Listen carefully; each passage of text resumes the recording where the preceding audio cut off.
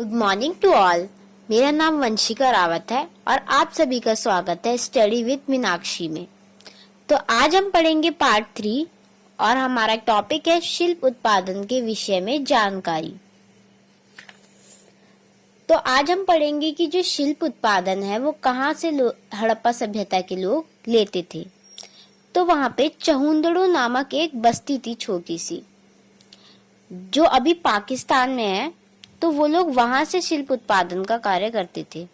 वहां पे चहुंदड़ों के लोग क्या करते थे, जैसे मनके बनाना हो गया, शंख की कटाई हो गई, ये सारे काम वहां पे होते थे।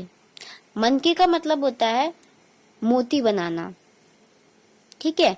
और अब वो लोग उसका निर्माण कैसे करते थे, उसे बनाते कैसे थे। तो जैसे कार्निलियन हो गया, कार्निलियन का इस्तेमाल करके वो लोग बनाते थे। जैस्फर हो गया, क्वार्टर्स हो गया, सेल खड़ी, तांबा, कांसा, इन सब चीजों का प्रयोग करके वो लोग मनकों का निर्माण करते थे। जब वो लोग एक या दो मनकों को जोड़ देते थे तो उससे क्या बन जाता, जैसे माला नहीं होती, अगर हम एक मोती, दो मोती, तीन मोती पूरा एक उसे धागे में डाल दे तो वो एक माला बन जाती है। तो वैसे ही हड़प्पा सभ्यता के लोग भी वैसा करते थे।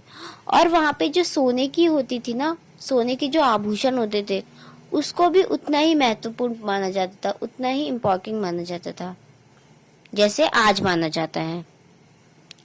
जब इतिहासकारों ने इस चीज का पता लगाया कि वो लोग कैसे करते थे, तो उन्होंने देखा कि जब वो लोग इसको बनाते होंगे तो जो छोटा मोटा कूड़ा करकट बच जाता है तो वो लोग वहीं पे फेंक देते थे। तो उसकी मदद से इतिहासकार हमें बताते हैं कि उन लोगों ने कैसे कैसे शिल्प उत्पादन का कार्य किया। अगर हम देखें तो जो शंख है वो नागेश्वर में मिलता है सबसे ज्यादा, और जो नीले रंग की जो मणि है, लाजवत मणि, वो अफगानिस्तान के शोरतगुई में पाई जाती है। और उसके बाद हमें कुछ धातुएं भी मिली हैं। जैसे अगर हम बात करें कार्निलियन पत्थर की, तो वो गुजरात में हमें गुजरात के भड़ोत से मिला है। और अगर हम सेलखड़ी पत्थर की बात करें तो वो दक्षिण राजस्थान से हमें मिला है। और तांबे की बात करें तो वो हमें राजस्थान से मिला है। उसके बाद क्या है कि जो वो लोग सेलखड़ी या फिर अलग अलग तरह के जो पत्थर बनाते थे वो कैसे बनाते थे। जो सेलखड़ी पत्थर होता था वो बहुत ज्यादा मुलायम होता था, तो मतलब वो आसानी से हम उसका इस्तेमाल कर सकते थे, उसमें ज्यादा कोई हमें मेहनत नहीं थी उसमें। उसके बाद वो लोग क्या करते थे, जो सेलखड़ी का जो पत्थर होता था उसके चूरे चूरे कर देते थे और फिर उसे उन्हें जिस शेप में चाहिए, जिस आकार में चाहिए, उसे उसी बर्तन में डाल देते थे ताकि वो उसी आकार का बन जाए। तो वो लोग ऐसे प्रयोग करते थे सेलखड़ी पत्थर का। उसके बाद जो कार्निलियन है, जो कार्निलियन हमारा जो पत्थर होता है वो लाल रंग का होता है, लेकिन जब उसे बनाते हैं तो वो पीले रंग का होता है। फिर जब हम उसे आग में पकाते हैं तब जाके वो लाल रंग का होता है। उसके बाद लास्ट में उसकी घिसाई और पॉलिश करते हैं और जो छेद होते हैं वो करते हैं। अगर बाई चांस पेपर में आ जाए कि छेद करने के उपकरण कहाँ मिले थे, तो उसमें हमारा लोथल, चहुंदड़ो और धोलावीरा जैसे स्थान आएंगे।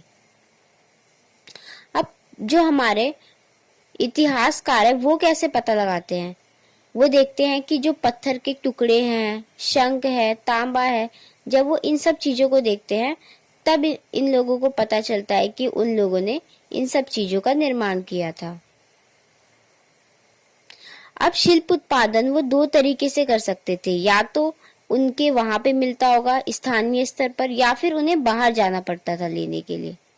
तो जो उनके वहां पे मिलता था स्थानीय स्तर पे, जैसे वहां पे मिट्टी मिल जाती थी, और जो बाहर से चीजें लाती थे वो हमारे पत्थर, लकड़ी, धातु, ये सारी चीजें वो लाते थे।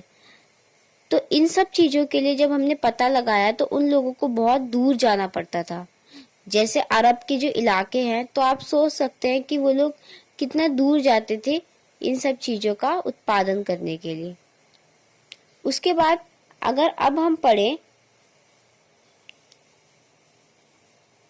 सुदूर क्षेत्रों से संपर्क। सुदूर मतलब जो बड़े बड़े जो जगह होते हैं, मतलब अलग अलग जो जगह होते हैं, वो लोग वहां से कैसे व्यापार करते थे।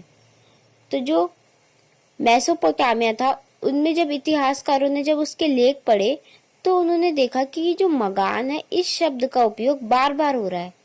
तो वो इस कंफ्यूजन में पड़ गए कि ये मगान शब्द है क्या आखिर।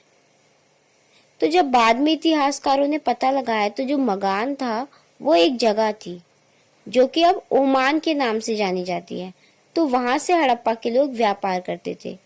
और इतिहासकारों ने देखा जो हड़प्पा में जो वस्तु है और जो ओमान में जो वस्तु है, दोनों में ही निकल के अंश पाए जाते हैं। निकल क्या होता है? ये एक हमारा केमिकल पदार्थ होता है, रसायन होता है। ठीक है, तो दोनों में ही निकल के अंश पाए जाते हैं। तो इससे क्या पता लगता है कि जो हड़प्पा सभ्यता का जो व्यापार है वो ओमान, मेसोपोटामिया, इन जैसे क्षेत्रों में भी किया जाता था। अब यहाँ पे आप एक बर्तन देख रहे होंगे, इसका इस्तेमाल कैसे करते थे वो लोग? जैसे कोई चीज डालनी है तो वो लोग कुछ भी लिक्विड का जो डालना होता था वो इसमें डाल देते ताकि ये लीक ना हो। तो इसके लिए वो लोग काली मिट्टी का इस्तेमाल करते थे।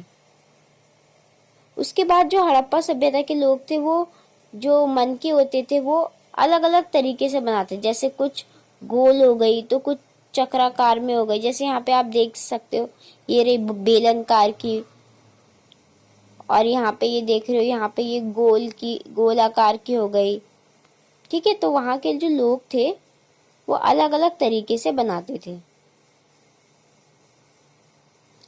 उसके बाद अब हम पढ़ेंगे मोहरे और लिपियों के बारे में पढ़ेंगे। तो जो अधिकतर जो मोहरे होते थे ना, वो लोग सेलखड़ी नामक पत्थर से ही बनाई जाती थी। क्योंकि जो सेलखड़ी है, मैंने आपको बताया था कि जो सेलखड़ी है वो आसानी से टूट जाता है क्योंकि बहुत ज्यादा मुलायम होता है। लेकिन हड़प्पा में भी हमें कुछ तांबे की मोहर मिले क्योंकि हड़प्पा में तांबे का इस्तेमाल किया गया था, मैंने आपको बताया था। उसके बाद उन्होंने देखा कि जो कुछ मोहरे हैं उस पर किसके चित्र मिले हैं? उन्हें पेड़ पौधों के चित्र मिले हैं, जिससे कि क्या पता चलता है कि वो लोग जो प्रकृति है उसकी पूजा करते हैं। जैसे आज हम करते हैं, पेड़ पौधों की पूजा करते हैं, तो वैसे ही उस टाइम पे भी लोग इन सब चीजों की पूजा करते हैं। उसके बाद उन्हें एक सिंग वाले जानवर की भी मोहर मिली है। उससे हमें पता लगता है कि वो शायद से वृषभ होता होगा जिसकी पूजा वो लोग करते थे। उसके बाद अब हम बात करें तो ये एक रहस्यमय लिपि, इसके बारे में पढ़ेंगे हम। तो जो वहां की लिपि थी ना वो चित्रात्मक थी, मतलब चित्र के जरिए बताया जाता था। अगर किसी को समझाना है तो वहां पे शब्दों का इस्तेमाल नहीं होता था, चित्र बना के उसका इस्तेमाल किया जाता था। और वहां के लोग जैसे अभी हम लिखते हैं तो पहले हम शुरुआत में स्टार्ट करते हैं, लेकिन वहां के लोग क्या करते थे? पीछे से स्टार्ट करते थे। जैसे कि आपने और भी भाषाओं में देखा होगा कि कुछ लोग पीछे से स्टार्ट करते हैं, तो वैसे ही वहां के लोग भी पीछे से लिखना स्टार्ट करते थे। जो इतिहासकार है हमारा, वो अभी तक इस लिपि को खोजने में असमर्थ है, मतलब वो अभी तक इस लिपि का मतलब नहीं निकाल पाए हैं। अभी तक इस लिपि को कोई भी इतिहासकार खोज नहीं पाया है, इसीलिए इसे एक रहस्यमय लिपि के नाम से जाना जाता है। जैसे आज के टाइम पे हम लोग शब्दों का इस्तेमाल करते, तो वो लोग शब्द का इस्तेमाल नहीं करते थे, वो लोग चित्र के जरिए लोगों को बताते थे। जब हमने इनकी चिन्ह देखे कि इनकी संख्या कितनी है, तो इनकी संख्या 375 से 400 के बीच में पाई गई, इतनी सारी थी। लेकिन अगर हम ये सोचे कि अगर कोई ऐसा इतिहासकार आ जाए जो इस लिपि का अर्थ निकाल दे, तो इसमें कुछ जो हम पढ़ रहे हैं इसमें कुछ बदलाव भी आ सकते हैं। क्योंकि हम पक्के तौर पे किसी प्रमाण के तौर पर नहीं कह रहे कि ये सब चीजें होती होंगी, हमें साक्ष्य तो मिले हैं, लेकिन जो लिपि है वो अभी तक पढ़ी नहीं गई है, तो इसलिए इसमें कुछ बदलाव भी आ सकते हैं। हमें यहाँ से अभिलेख भी मिले हैं जिसमें हमें 26 चिन्ह भी मिले हैं। उसके बाद अगर हम बात करें बाट की, तो जो बाट होता था वो चट नाम का वहां पे एक पत्थर होता था, उससे बनाया जाता था। बाग किससे बनाया जाता था? चक नाम के पत्थर पर। और जो भी कोई जैसे अगर हमें कुछ लिखना है तो उसको एक स्टाइल से लिखते थे, उसे एक स्टाइल से लिखते थे।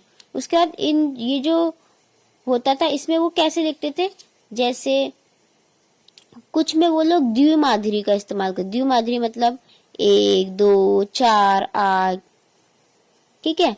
उस और कुछ जगह कहाँ किसका इस्तेमाल करते थे? दशमलव का, जैसे 10 10 करके कोई नंबर आए तो। और जो छोटे बाट होते थे उसका प्रयोग वो किस लिए करते थे? जैसे कोई अगर उन्हें आभूषण बनाने हैं या मनकों को तोलना है, आभूषण मन की इन सब चीजों को तोलने के लिए बाग का इस्तेमाल किया जाता था।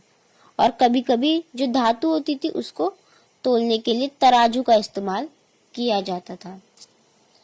अब ये एक हमारा लास्ट टॉपिक है, धार्मिक विश्वास की। जो हड़प्पा सभ्यता के लोग हैं, जैसे हम आज धार्मिक विश्वास बहुत ज्यादा करते हैं, भगवान की पूजा करते हैं, तो उस टाइम पे भी क्या ऐसा होता होगा? तो हाँ, उस टाइम पे भी लोग धार्मिक पूजा करते थे। इसके हमें प्रमाण भी मिले हैं। इसमें हमें क्या मिला है कि जो हड़प्पा सभ्यता के लोग थे वो लोग स्वास्तिक चिन्ह को मानते थे बहुत ज्यादा। वो जैसे आज हम स्वास्तिक की पूजा करते हैं, वैसे वो लोग भी स्वास्तिक चिन्ह की पूजा करते थे और इसे शांति का प्रतीक मानते थे। उसके बाद हमें यहाँ पे बहुत सारे पशुओं से घिरी एक देवता की भी मूर्ति मिली है, जो एक योगा की मुद्रा में बैठे हैं। और जो जॉन मार्शल थे, जो इस पुरातात्विक डायरेक्टर थे हमारे, जॉन मार्शल, इन्होंने बताया कि ये पशुपतिनाथ की मूर्ति है। उसके बाद जो हड़प्पा सभ्यता के लोग थे वो वृक्ष की पूजा भी करते थे। तो ऐसा माना जाता है कि वो लोग प्रकृति प्रेमी भी थे।